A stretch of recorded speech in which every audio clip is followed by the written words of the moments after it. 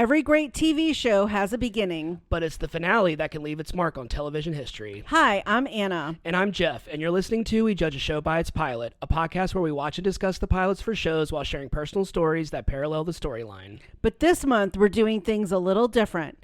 For the month of December, we're judging the series finales of some of our favorite shows that we've done on the pod. And since we're covering series finales, we'll be delving much more into the series as a whole, so we must warn you, there are spoilers ahead. Hello, everyone. Welcome back to our pod. Hello. How is it going today? It's going pretty good. It was a day off and another day off, and did significantly less than we did yesterday. Yes, but we did something super special. We did. We went, and Anna had gotten some some very specific advent calendars for specifically for puppies, for dogs, and all of our relatives, all of our tooties that we have, all of the dogs in our lives. We have Max, our godchild, who is our god dog, our god puppy, and we have Violet, who is our niece. Yes. And then we have my brother Frankie. Yes. And my brother-in-law. Yes, and we went and dropped off an advent calendar for Frankie that has little treats inside of each day. He was very excited. Anna posted the video on her Facebook page. And yes, we had shipped Violet hers, and we had given Max his last week at Thanksgiving. Yeah. So, yep. So they are all treated up. So if you are listening to this on the day that it is released, happy New Year almost. This episode, and it will be our 7-year wedding anniversary. Yes. It'll 7 years in one day. Yes, we got married on 12/30. Yes. We had our wedding reception on New Year's Eve. Yes, which was a lot of fun. Yes. We had a lot of people in our house. So it is our 7th anniversary. We hit the 7-year itch. But I don't think we're itching or scratching. Didn't you say that at the beginning of our 7th year? Did I? Yeah, or maybe the 7th year that we were like in a relationship. You kept making comments about the 7-year itch because I had never heard of that. I had heard of it, but I didn't know that it was like a thing. I didn't know that it was in relation to like marriage or anything. I just never thought about it because I'd never really heard of it that much. I just was aware of the phrase. Bringing it up. Yeah. Sorry. Yes. So I don't know if it's like, I guess it starts the 7-year itch. It's supposedly like, oh, if you just the honeymoon is over apparently, but we're always in a honeymoon. I was about to say, and also like we've been together for almost 8 years. Almost 8 years. I know. I keep thinking 2016, but I'm like, we met in 2016. We weren't together until 2017. Correct. Because we've known each other for well over 8 years. Yes. So yeah, this is our final episode of this month. We are recording out of order, so we can now freely speak about whatever show, even the ones that we haven't recorded yet. Yeah. So we don't have to worry about any of that. We were kind of concerned when we were recording on other episodes because we were like, what order is this coming out? And we were doing Mad Men, and we didn't want to talk about Boy Meets World, but then we realized that like we hadn't recorded Boy Meets World yet, but it was going to come out before Mad Men, so we were just kind of like... We were just confusing. I was confusing myself, and so yeah, we are doing Sex and the City for our final episode of the year. Which is kind of like kismet, serendipity, because that was the first episode we did. So it kind of ended up that way. Yeah. We didn't per se plan it, but it ended up that way. Yeah, so when we decided to do series finales, I think Sex and the City was one of the first ones that you put on the list because it's a very polarizing series finale. It's one of those honestly, I think it really is one of those you either love it or you hate it. Right. What rating did it have on IMDb? I don't know, and I don't have my phone on me. So well, maybe I'm reading the series recap. Yeah, you can go grab that. It's yeah, just right over there. Or it might be underneath my. No, I think that's the coaster. That's coaster. Wait. Yep. All right, he's digging his phone out. I got it. All right, so you're going to look that up. I'm going to look that up. Do you want me to go ahead and... Yeah, so we're doing Sex and the City. It's an American Girl in Paris, and I love that it was part un and part deux. Yes. You're going to go ahead and give us some episode and series information? Yes, I will do that while you look up that info about the IMDb rating, because I'm actually interested in what the viewers also have to say about it. Keeps auto-linking me to the movie. All right. Sex and the City was, again, as a reminder, an American romantic comedy drama series that aired on HBO from 1998 to 2004 for 6 seasons with a total of 94 episodes. The series finale aired on February 15th, 2004 and February 22nd, 2004, and was written by Michael Patrick King and was directed by Tim Van Patten. The series was created by Darren Star and is based on the famous newspaper column and book by Candace Bushnell. Do you think that by the end of next year, we will have done all of Darren Star's shows? We've done a lot of his, and then I'm just going to go ahead and kind of spoil it. We are doing one of his other ones in January. Maybe. Yeah, I mean, how many? I didn't realize how many of his shows we had already done. I think he has way more than the ones that we've done. I mean, we plan to do. So, yeah, I think he just has a style that we both like. So I wouldn't see why we wouldn't do those. I know that there's one. Yeah, Models Inc. wasn't his. Yeah. Was Central Park West his show? I'd have to look that up. Okay. Anyway, all right. So the ending of Sex and the City, the series, is considered to be a little controversial. Series creators said the primary reason was the intended length of the series and that it had reached its natural conclusion. Kim Cattrall has also said that she wanted to move on from the series to other projects, and there were also claims of Kim Cattrall having a financial dispute with the network due to being paid significantly less than Sarah Jessica Parker. According to online information, SJP was getting paid $3.2 million an episode because she was credited as a producer. Yeah. And Kim Cattrall and maybe the other 2 of the 4 main were getting paid around $350,000 an episode. So that's 3 insane. million, 2.9 million difference in salary is a lot. Is that why Cynthia Nixon and Kim and Kristen Davis are producers on it just like that? Oh, now? yeah. I could assure you. Because they were like, we know now. Yeah, we know better now. Absolutely. Yeah, that's what I was thinking. Sarah Jessica Parker, Kim Cattrall, Cynthia Nixon, and Kristen Davis would return for 2 feature films. Plan for a 3rd movie was scrapped after Kim Cattrall officially retired the character and said she wouldn't return to play Samantha Jones.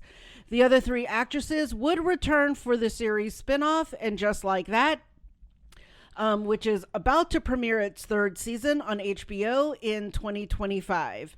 The series finale focuses on Carrie as she tries to adjust to her new life in Paris with Alex Petrovsky, the artist, and things don't turn out exactly the way Carrie expected, and she begins to question if she's making the right choice, and of course wonders what her life would have been had she chosen to be with Big.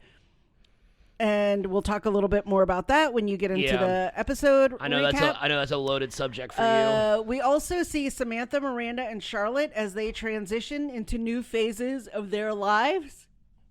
You can watch all episodes of Sex and the City, the first film, and Just Like That on Max. The second movie is only available to rent or buy.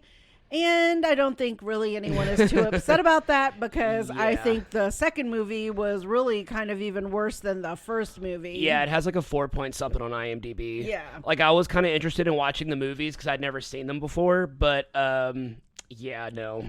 Maybe the first one I'll watch with you, but I don't think the first one was okay, but it still lent into very much what I think of this finale. And when we talk about it, I can maybe do some movie spoilers, but I mean, if you don't know this already, I mean, I don't know where you've been. So anyway, right. So I looked up the IMDb rating, but now I'm looking up all of the IMDb ratings because now that we're at the end of the month, figure we can just kind of say what all of the ratings were for all the series finales that we did. Okay. And I surprisingly just got it all done during that. During my series recap. Let us have it. Okay, so I can start. We can just go in order of our episode of our episode schedule. So Gilmore Girls is 9.1. Wow.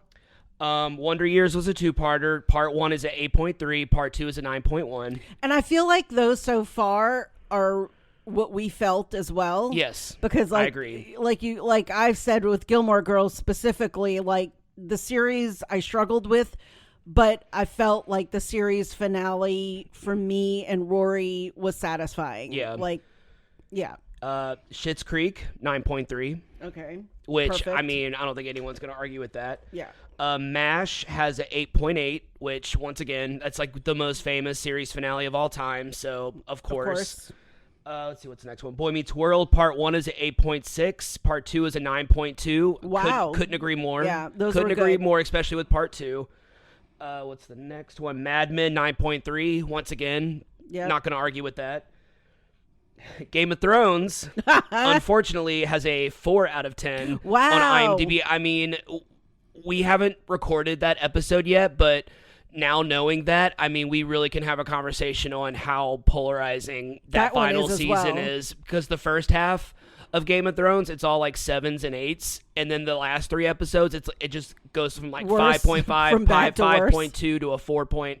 Yeah, I mean, I'm in the camp of I wasn't a fan of the final season after episode 3. Yeah. And then Sex and the City, Part 1 is at 8.1, Part 2 is an 8.8. Wow, that's surprising. So I just also wonder, like, if in the moment, again, we'll talk about people were sort of satisfied with the ending because that's what they thought it should be until they then really thought about it. Well, but anyway. I wonder if people didn't like it at first, but over time, kind of like with the Gilmore Girls ending, it seems like it's a lot more, people are a lot more like they liked the series finale, whereas I can tell you right out of the gate, the series finale for Game of Thrones, that went down over the years because I do not remember it being that low. Wow, okay. Yeah, I remember it being low, but I remember it being like a 5.2 or a 5.5 or something like that. Yeah, not a lot of series finales that I was looking up have that low of a rating, so that's pretty insane. All right, we did all that. That was fun. So we kind of saved this one for last, not just because it was our first episode we ever did. Okay. And also, this was the only show to make the cut from the original 4 shows that we did for our unaired episodes that are never going to see the light of day because they are lost in the cloud. Right. But, and they're gonna stay there. But yeah, Sex and the City was one of the 4, because we did Freaks and Geeks, Scrubs, The Dick Van Dyke Show, and we did Sex and the City. Those are the first 4 shows we ever did, and the only one to stick was Sex and the City, which just kind of speaks to how much you love this show and how much potential there was to kind of create an episode out of it, because we had a lot to talk about. Yeah. So I know you watched the series finale when it originally aired. I know you were a huge fan of this series.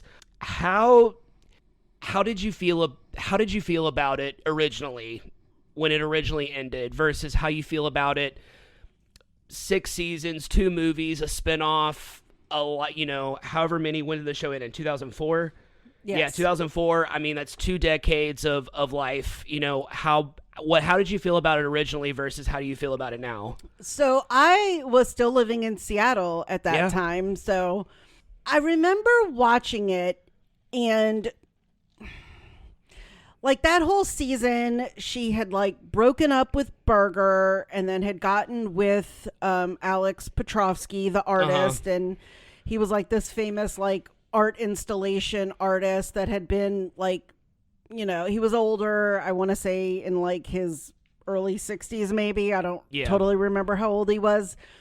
And I think they were trying to make this the relationship that was going to be the one she was always looking for. Yeah. Like initially, because he initially was sort of everything Big wasn't. Yeah. He gave her keys to his apartment. Yeah. He helped take care of Miranda and Steve's baby over a weekend, and he took her to the ballet or some sort of like things that Big never wanted to do. The wiki kind of described him as like a modern day like Lothario. He was just very like romantic and very like sweeping her off her feet and like doing all the right things. And so I don't know if we were initially like sort of bamboozled in Petrovsky, like going, oh, okay, well this is the guy. Yeah. Maybe this is the guy that she's meant to be with.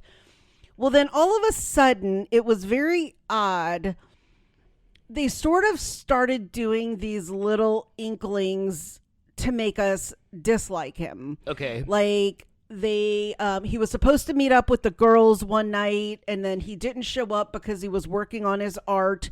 And then Carrie decided to bring the girls over and surprised him, and he kind of opened the door and was like, I'm working or something, and he was like, get out, and like sort of slammed the door in her face. Oh, wow. And you know, he would do things like little things, and you're just like, were those little red flags like flags she should have noted? But she always brushed them off. Like, you know, Charlotte would say like, oh, if he, you know, if he's being inspired, you know, it's okay to like let him go. And they kept making excuses for him. Exactly. Yeah. But kind of like all the excuses she had made for Big. Gotcha. So when it all came to pass and you could kind of flow everything together that whole season, I think that's what made me sort of like bummed out, because I think they tried to give us somebody, but it didn't work out. I don't think the fans really liked it, and I think they caught wind of that and decided to maybe change things up. I don't know. I'm obviously not a writer on the show. This is just my opinion. And then I think they tried to give her a happy ending, because we talked about that in Schitt's Creek, to make the fans and to kind of wrap up the show, to make it complete, because Miranda, Samantha, and Charlotte were all getting kind of these happy endings that actually sort of made sense for them. And I think they felt like the whole show's about Carrie and we're not giving her that perfect ending. And they brought Big back, which was, you know, as we were watching the episode, when, you know, he kind of comes back and is like, let's go to dinner, I made a mistake. And she's like, leave me alone, I don't live here anymore, and makes this grand like gesture. She goes to Paris, and 10 days into that trip she's like sad because he's doing his exhibit, and she's like, oh, did I make a mistake, and you know, maybe I should have been with Big. And I'm like, what? Like, you just made this grand statement and you're 10 days into Paris feeling lonely. I don't know. It did feel very kind of, for Carrie specifically, it did feel very thrown together, which kind of is really interesting, because you have these series and franchises and stuff like that have these kind of ensemble characters, and it's always the central character that always ends up being, no offense to Carrie, kind of the most boring one. Right. You kind of look at, you know, just for example, Twilight. I don't think anyone's really thinking of Bella. I think they're thinking of Jacob or Edward. Yeah. Bella is always kind of considered to be like a very boring central character. And in the Hunger Games series, I was led to believe that Peeta was kind of the boring one in the book series, that he was kind of like the, like, why is Katniss even bothering? She should be with Gale. This isn't a book podcast, but you know what I mean? Like, there's always like the one character that's kind of considered to be boring or predictable. And I feel like that is 100% Carrie. Yeah. And it's just unfortunate, because, I mean, I even have a whole page about it at the end of the plot summary, that the three characters, how they evolved from the beginning to the end. I mean, I kind of spitballed it. You might have to help me with it a little bit, but I just did two little paragraphs for each of them, except for Carrie, because I was just like, she's right back where she started. She learned how to, I was like, I honestly tried. Like, I wasn't just being like trying to be funny about it. Like, I really was, because I do that a lot.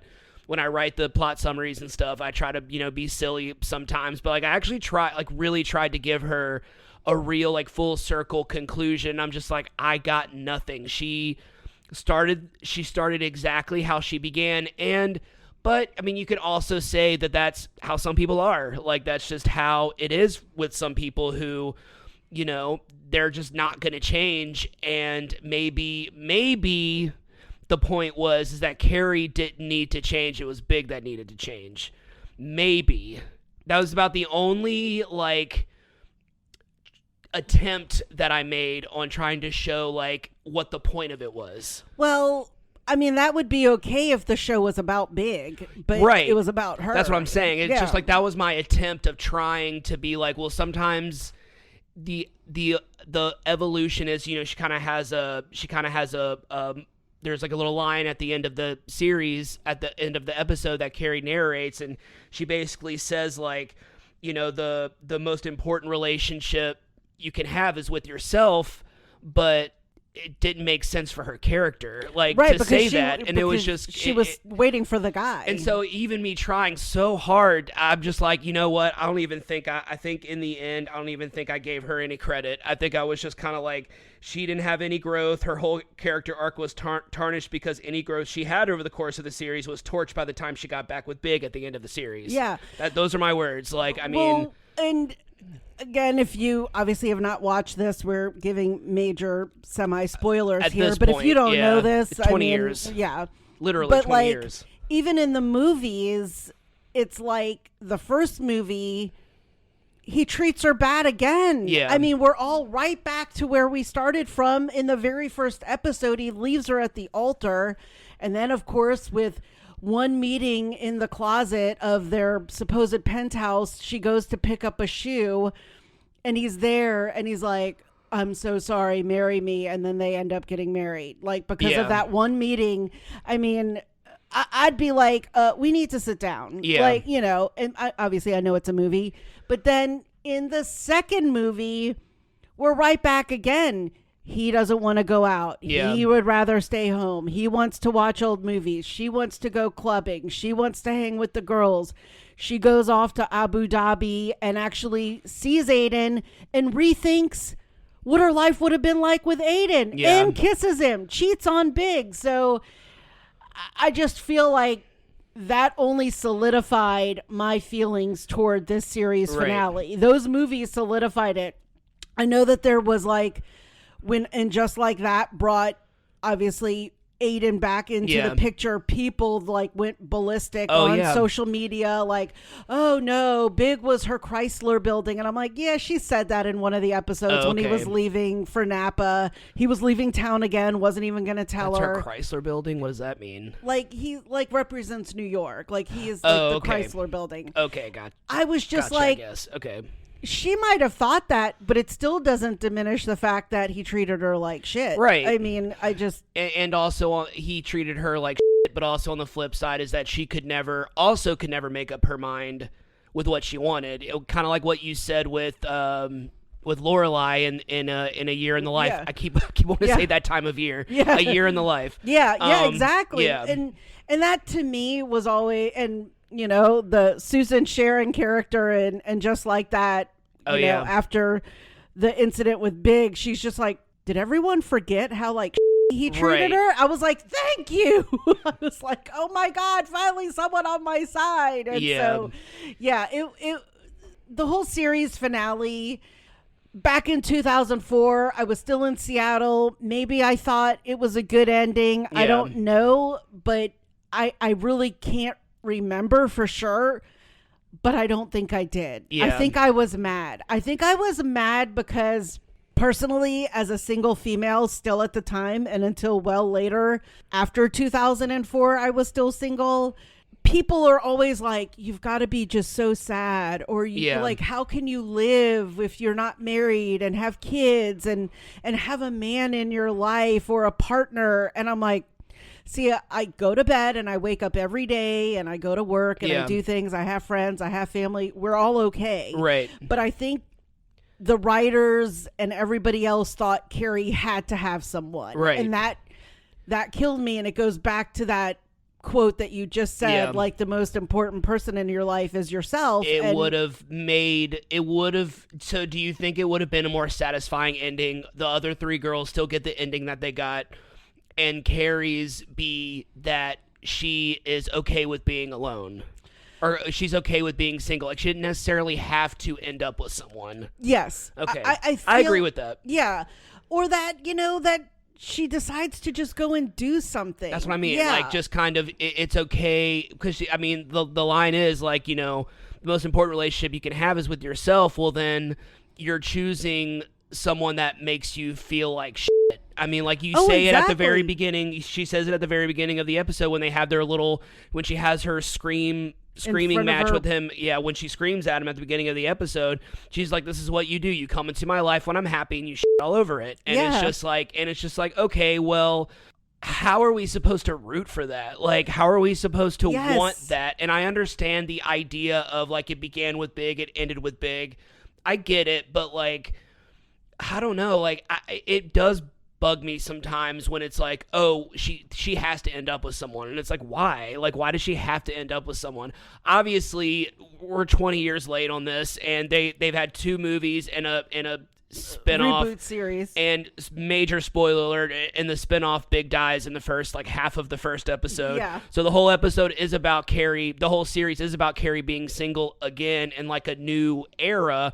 But that just kind of felt like a cop-out. Like, that Big dying at the beginning of And Just Like That still felt like a cop-out. Like, it was just, now that, like, you're kind of breaking it all down, I'm just like, man, that is just kind of, like, messy. That is just kind of sloppy. Like, yeah. I loved, other than Carrie, because we haven't really talked about anyone else, other than Carrie, I really loved everyone else's kind of ending, all of their own conclusions. Me too, all of them. So... has Kim Cattrall, this is kind of a little off topic. Well, it's not off topic because we're talking about Sex in the City, but did Kim Cattrall come out and say that there was financial dispute, or is that just like I think that was hearsay? always just speculation. Yeah, speculation, that's what I meant to say. Yeah. They've never really officially, like, Sarah Jessica Parker, I think, always tries to beg off that she doesn't know why. Yeah. Like I'm just going to give an example. So this was something that actually happened. So I think Kim Cattrall's brother passed away, or someone in her family passed away.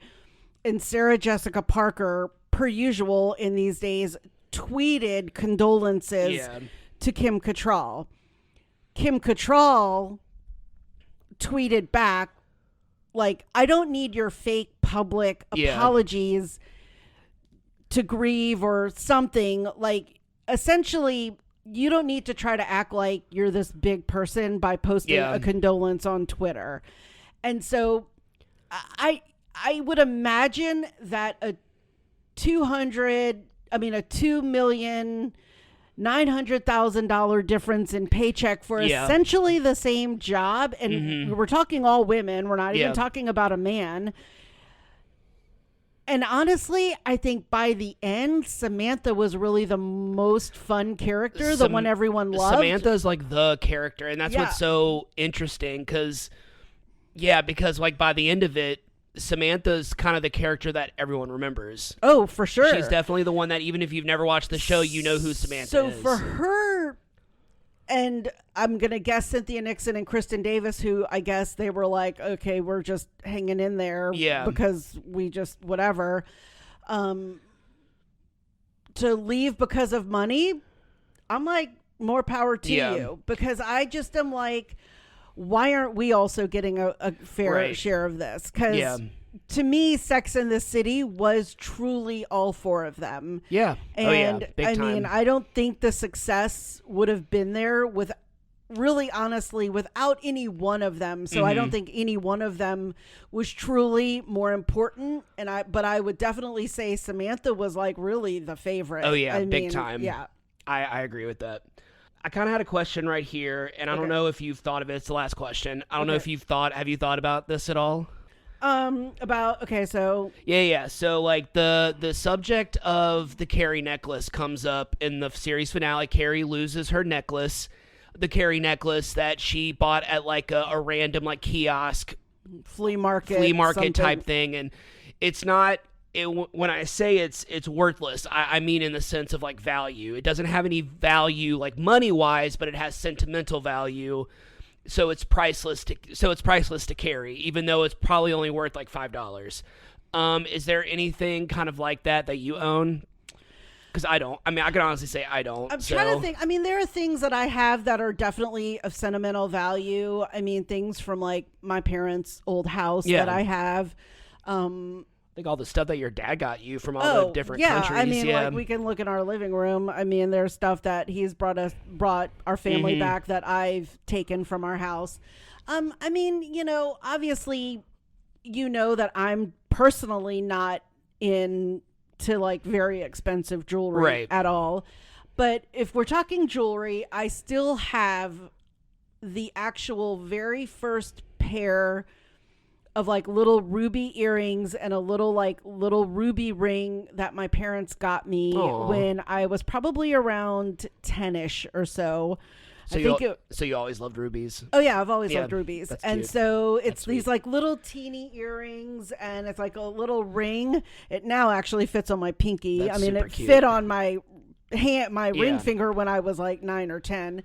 And then I had never had diamonds. It's my birthstone month. Yeah. And my mom, for some crazy reason, decided when I graduated law school that she wanted to get me a pair of diamond earrings. And obviously my mom could not really afford like humongous solitaire diamond earrings. But we went to like a Kay's jeweler, I think it was, in the mall. And we looked at a few pairs of like little diamond earrings, and so she bought me my first pair of diamond earrings. But I mean, they were not expensive. Well, I mean, you know, my mom was paying for them.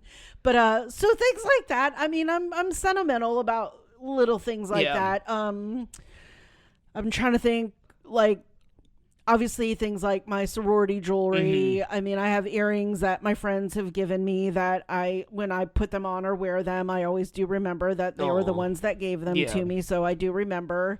But yeah, things like that. Yeah. I mean, I'm sentimental and I could definitely see it was obviously, you know, her Carrie necklace was part of a couple of episodes. So it was like her like little thing that she had. And I think they used it as kind of like, oh my gosh, you know, her necklace was gone. And so she was lost in Paris. And then all of a sudden, randomly digging in her purse while she was in the museum, she found it.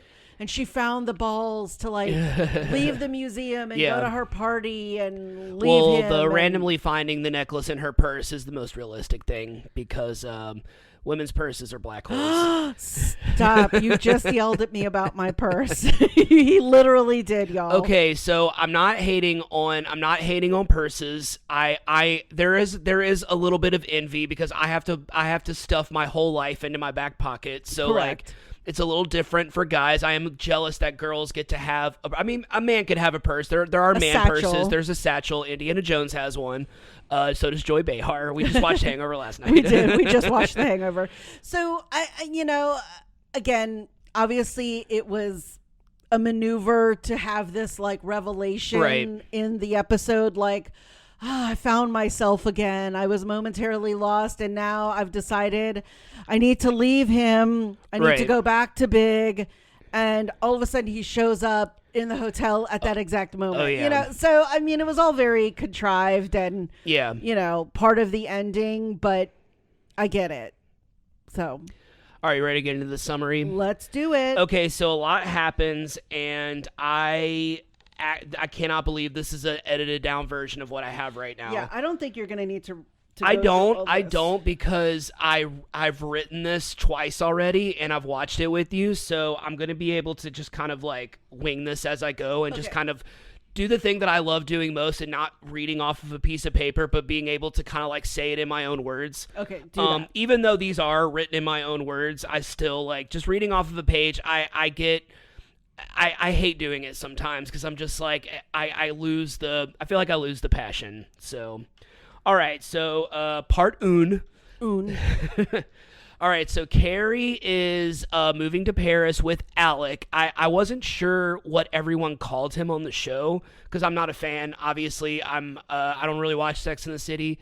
So, because the joke was fans referred to him as the Russian. Yes. So that's she actually early on referred to him as the Russian. And And then I knew that people referred to him as Petrovsky. So I was just kind of like, okay, well, I'm calling him Alec in this because that's supposedly what Carrie calls him. So, like I said, I don't know. I had to kind of figure that out. All right, so while she's packing, she's listening to the messages on her answering machine. Oh, my God. Still, 2004, we had answering Not her machines. voicemail, her landline answering machine. Yes. That is separate from the phone. That had a little cassette tape in it. Yes. And the first message is from Alec. He's, kind of made a joke of, like, you don't need to pack. There's plenty of clothes in Paris. Have a safe flight. Can't wait to see you. She's leaving for Paris. She's going to Paris the next day. Yes. And then there is a second message, and it is from, guess who? It is from Big. He's in town. He wants to see her, and I guess, like, her way of protest is she deletes the message. So it's her last night in New York. Carrie's all dressed up. She's seeing her three best friends for the last time. They're going on their last night out. And as she's leaving her apartment, a limo pulls up. Guess who it is? It's Big. He's like, come inside the limo. I just want to talk to you for a second. Of course, she gets in. Any other normal person would be like, fuck off. So she gets in the limo, and he's just like, basically it's just like, I'm sorry for being a jerk the last time we saw each other. And she's very, like, dismissive towards him. And you can kind of tell that it's, like, bothering him that she's, like, kind of just being like, it's fine, whatever. She just seems very, like, dismissive towards him. And when he invites her to dinner the next night, she's just like, oh, no, I'm moving to Paris, and I'm leaving tomorrow. I'm going to live with Alec, and he kind of makes a joke about, like, moving to Paris with a Russian, which Big just being an ass like he always is. And she gets out of the car, and he follows her out on the sidewalk, and that's the scene we were talking about earlier where she yells at him, and she's basically just like, you come into my life when I'm happy, you shit all over it.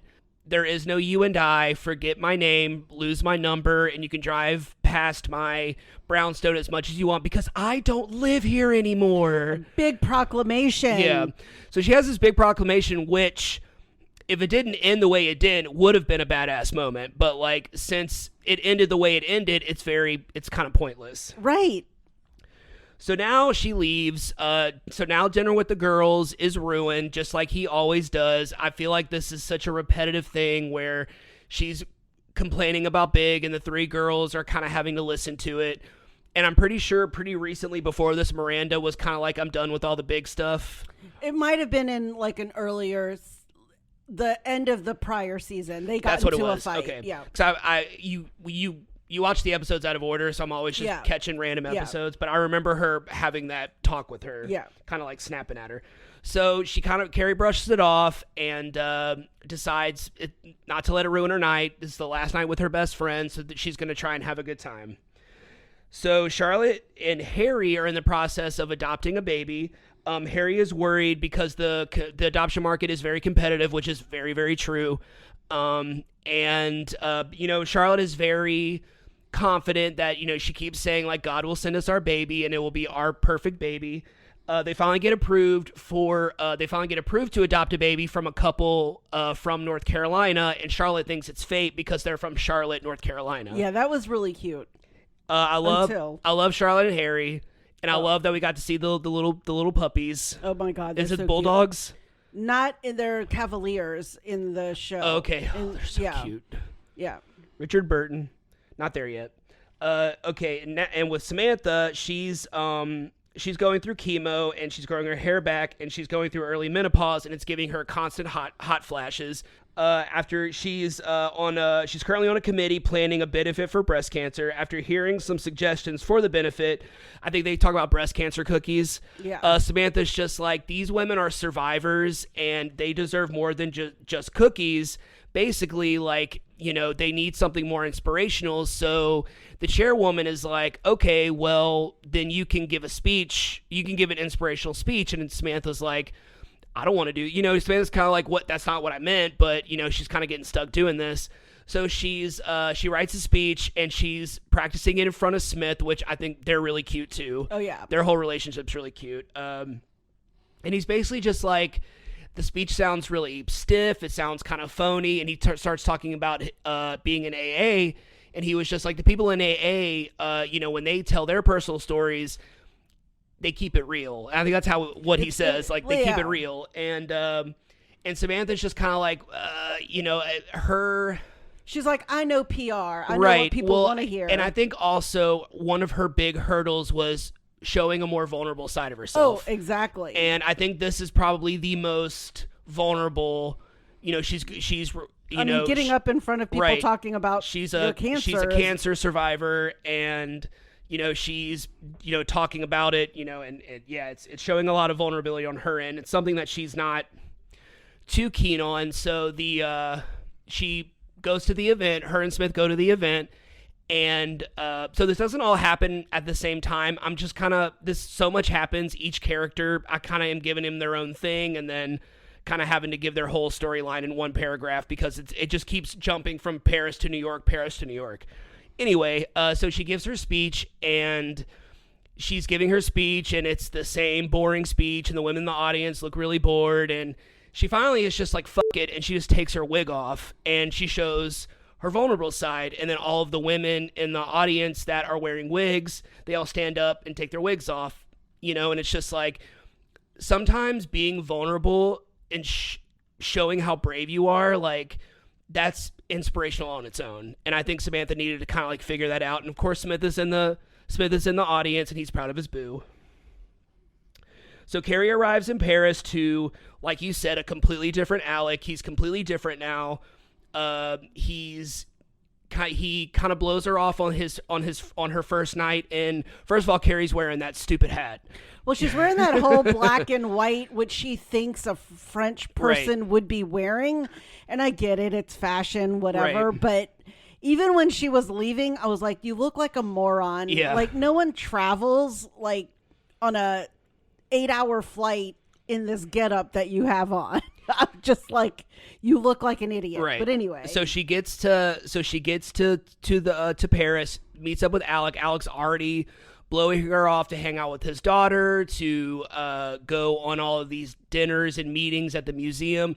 Carrie basically is just left on her own throughout the whole time she is in Paris. I'm just going to kind of leave it at that. I can talk about things that happen, but it all just ends up being the same. Essentially, she gets there and he has abandoned her. Right. I mean, under the pretense that he's working on this exhibit, but I think what's sort of kind of crazy is, and I can relate because I've talked about being lonely in Seattle. Now, mind you, I moved there and lived there on my own. Right. But she knew that he was going to have this exhibit to have to deal with, and it was going to be a couple of weeks. And, she was like, you've abandoned me. And, I don't know what she thought was going to happen. Right. But like that one of the first nights, of course, again, fashion.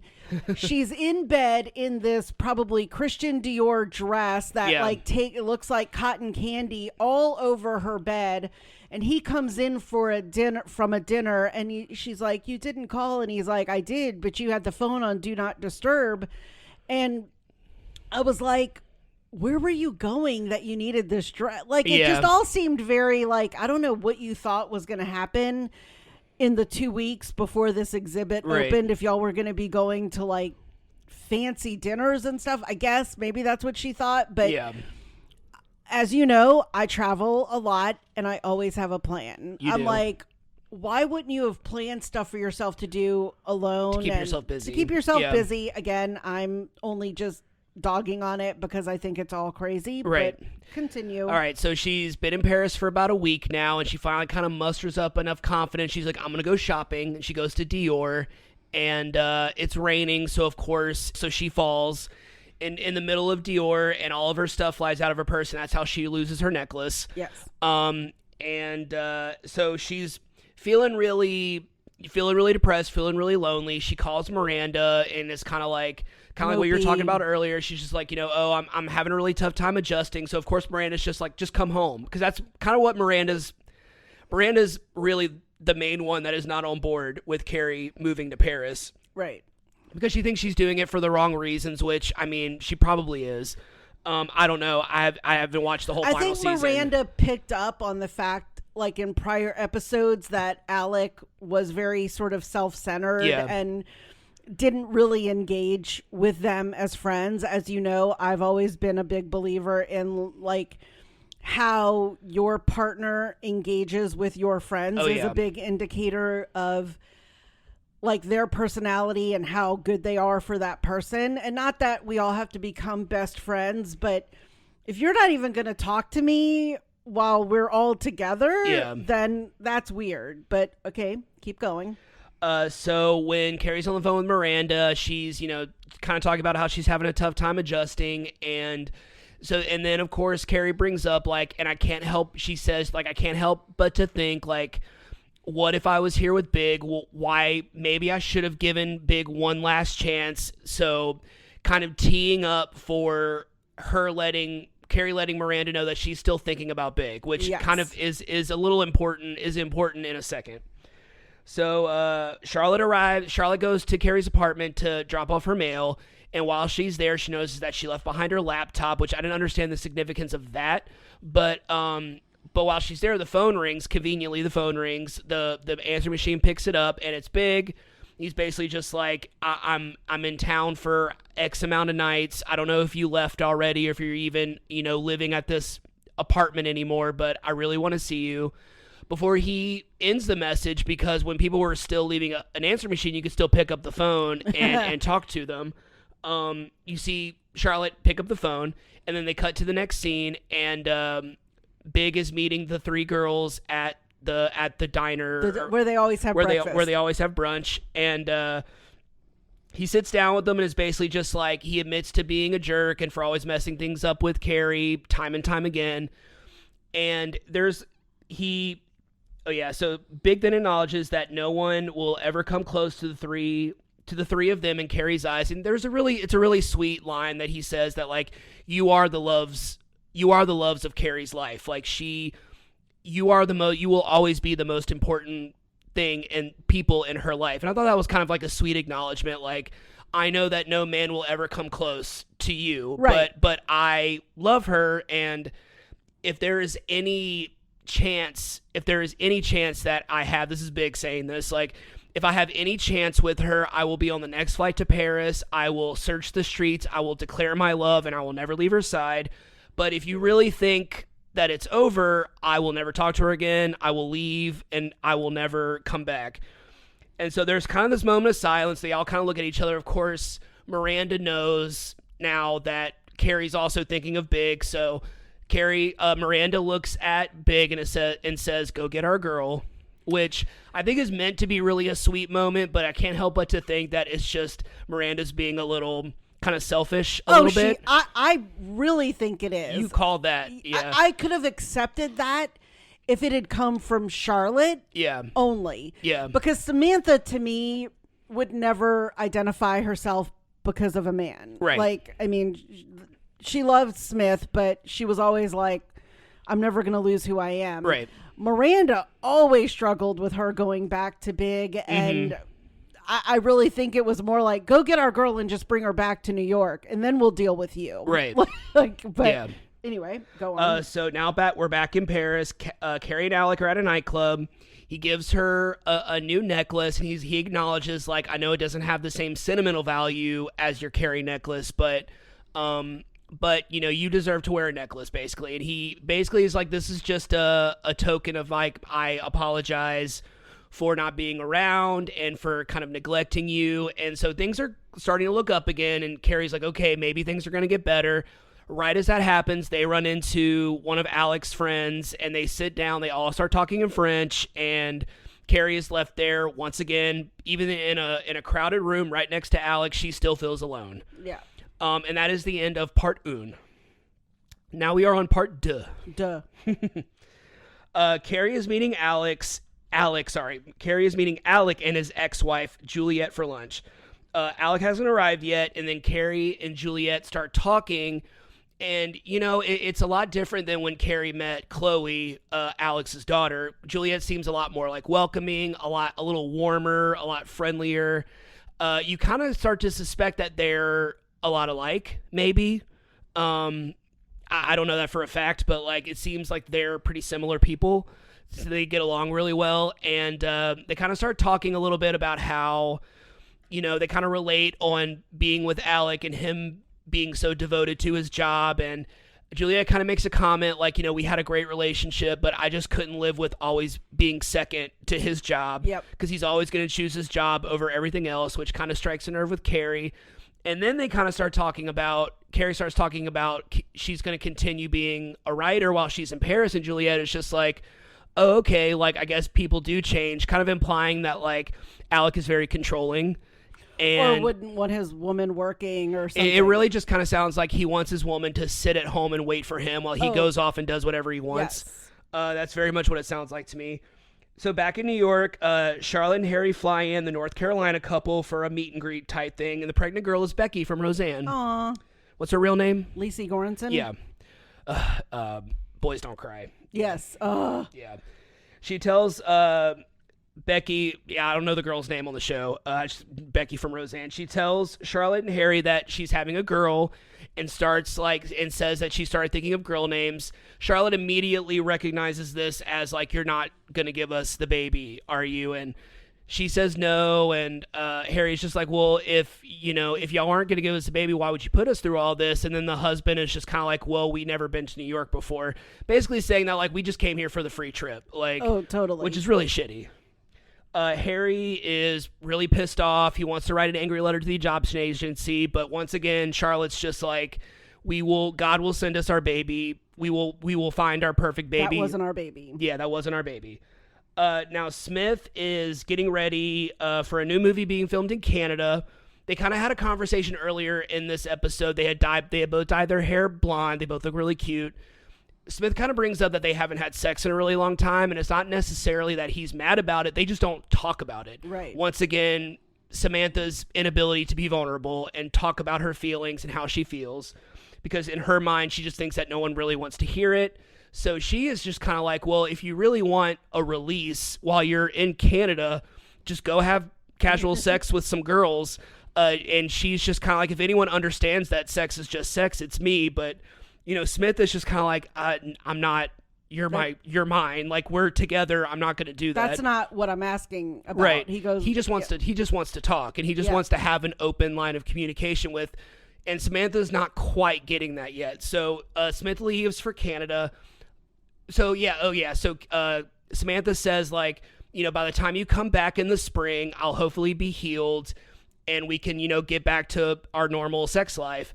So a few days after Smith leaves, he sends Samantha flowers, and there's a note that says, looking forward to spring. It was really sweet. Which was very sweet, which is probably my favorite scene in the movie is when Samantha calls Smith, and it's just slowly just kind of being like, well, if you didn't want to have sex with someone, I would understand. And then it ends with, just don't have sex with anyone. Right. It's really sweet. And, finally Samantha is showing a little bit of a vulnerable side, which is very sweet. So here comes all the Miranda stuff. Oh, yeah. So Miranda notices that Steve's mother, Mary, who's played by Anne, I can never say her last name, Mira, yeah, Miss Sherwood from Fame. She notices that Mary's acting a little loopy. She keeps kind of referring to she keeps calling baby Brady Steve. And then once she doesn't remember who Miranda is at all, Steve is like, okay, maybe I need to take her to the ER. And they come back from the ER, and it turns out that Mary had a stroke and had like severe brain damage. And they don't really know when the stroke happened because Mary's always at home by herself. Right. So Steve and Miranda are like, okay, she's going to stay with us for a few days. Let's go to her apartment and get some of her stuff. You go to her apartment, and it is just, it's filth. It's filthy. Stacks of dishes, old food, garbage, cockroaches. Steve, they're both really shocked. Steve's always like, she always meets me out front. I never come in here anymore. So Steve is like, we need to get a live-in nurse. He kind of starts talking about all that. Miranda's just like, no, she needs to move in with us. Kind of showing that Miranda's more selfless side, which she doesn't show a lot. Oh, absolutely not. And just being very selfless and just having a big heart. And I think that was another kind of evolution that Miranda had. Steve is of course so grateful, and he's just like, thank you so much. So a few days later, so Yeah, so Mary's living with Miranda and Steve now, and it's a few days later, and Charlotte's like over there hanging out for a visit. Miranda loses Mary. She kind of disappears one day, presumably going to the zoo. She kind of mentioned that. She mentioned it earlier.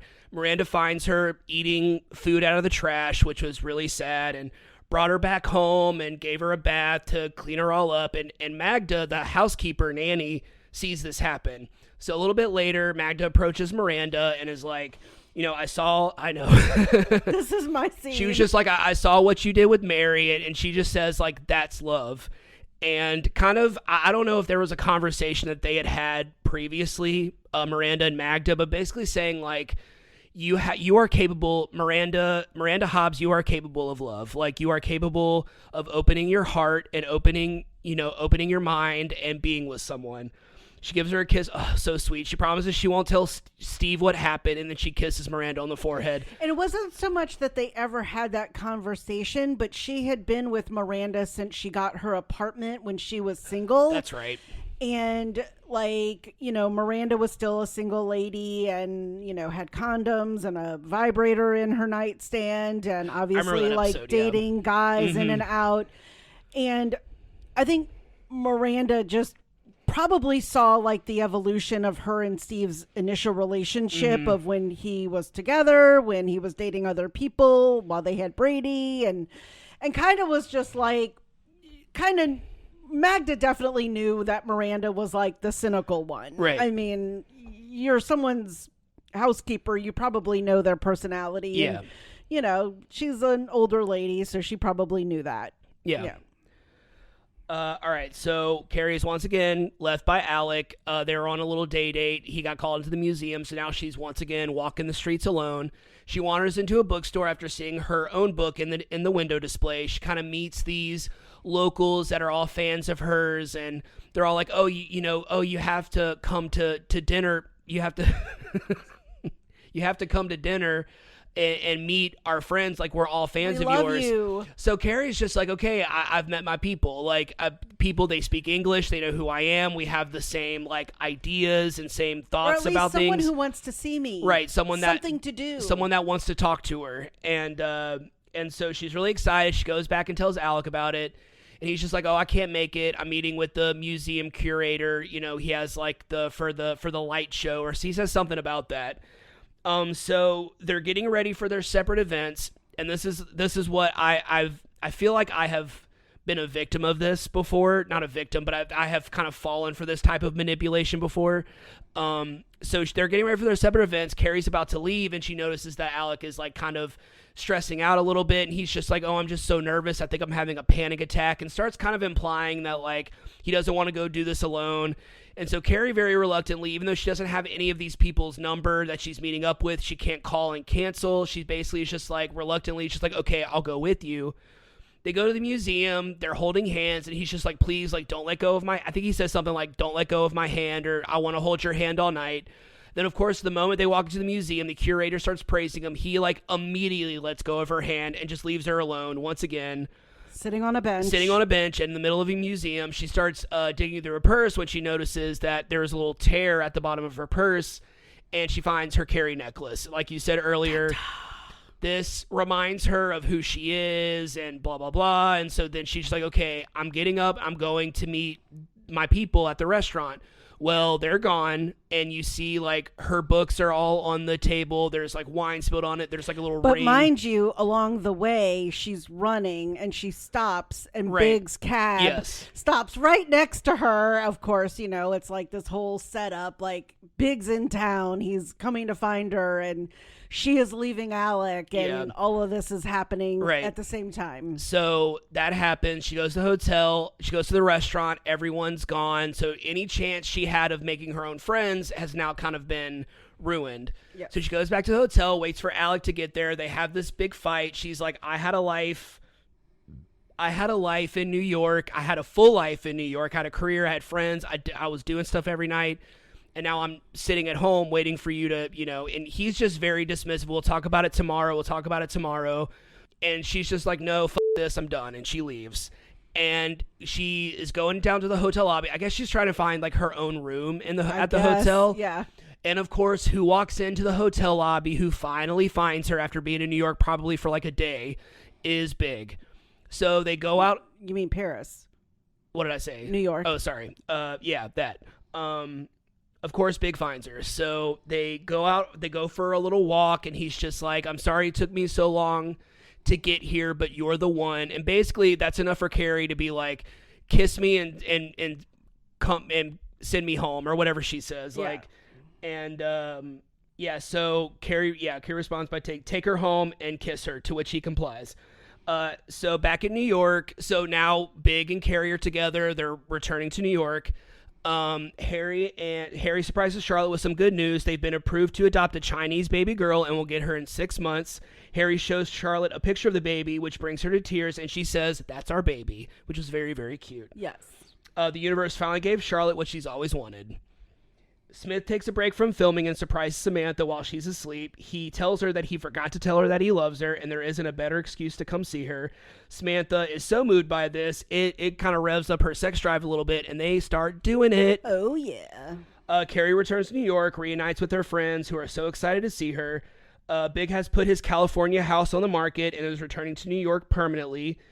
Carrie narrates as we see all the characters in the next phase of their lives. We have Charlotte and Harry planning for their baby, Miranda with her family around the dinner table, Samantha having monogamous sex with her boyfriend, which, of course, the final scene of Samantha had to be her having sex. Of course.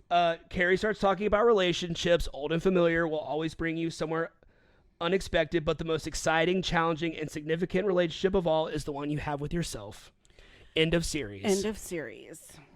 So I had a little thing here about how they had kind of all evolved by the end of the series, but we kind of already talked about that. Yeah. So we don't have to talk about that.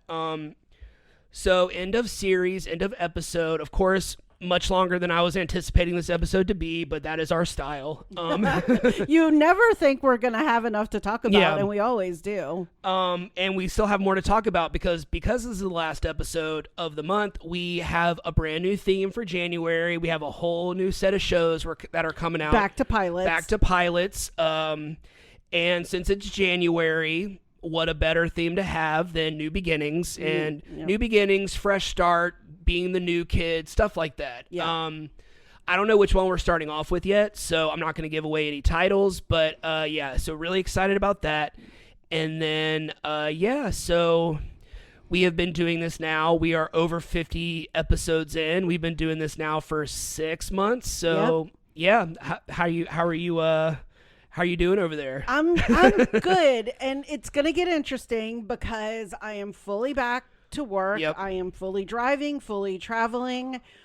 January, I don't know if you've looked at my calendar that's on the back dining table. It is already jam-packed with travel, I think all but 1 week in January, and I am likely soon to start the traveling in February planning. Oh, yeah. So it's going to be interesting doing this while also me really being full back to traveling. I mean, I'm not going to say we were lucky that I had Achilles heel surgery, so I was home for 3 months and not doing much work-wise traveling. But anyway, I mean, I think we'll figure it out. I think we have a good rhythm going and how we set up the pods, and you do a lot of the recaps and whatnot. Yeah. And I obviously watch them and we talk about it. So, I mean, I love it. I think it's fun. I think, whoever's out there listening, enjoy it. We get lots of text and DMs, and, if you have liked an episode, please message us or make a comment.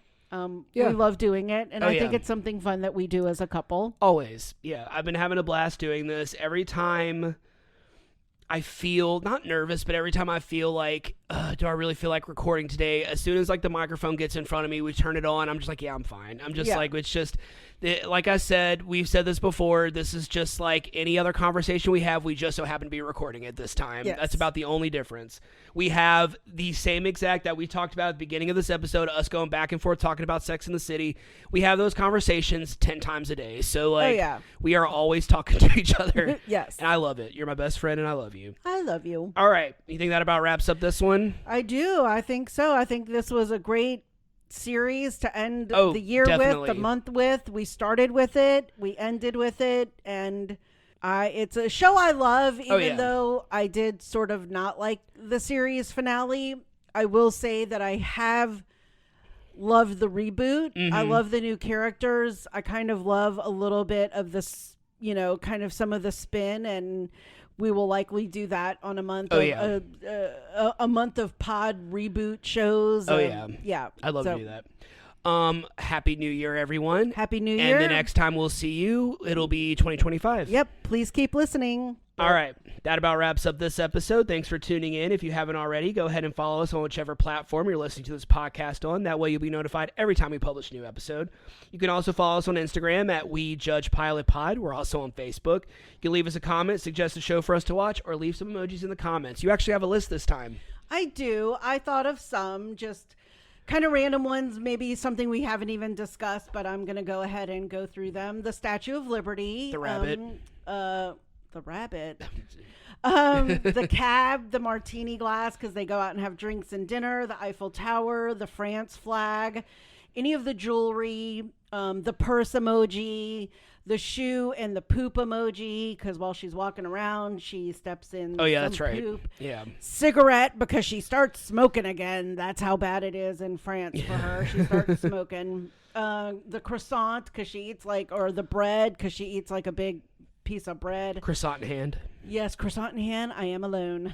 The baby emoji for Charlotte and Harry. The pizza emoji, any of the mom or the grandmas for Miranda and, Mary. The lily, the flower, like the little bud for Samantha. The movie camera for Smith.